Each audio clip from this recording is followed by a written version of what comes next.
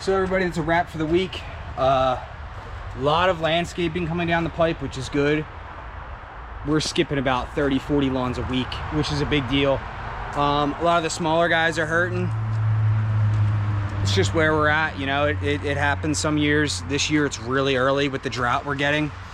Like I said, we skipped about 40 this week, and 40 lawns is a big deal. You know, when you need to line work up and you have payroll, and it's stressful. None of this is ever easy. Never is. But a lot of landscaping coming down the pipe, which is good.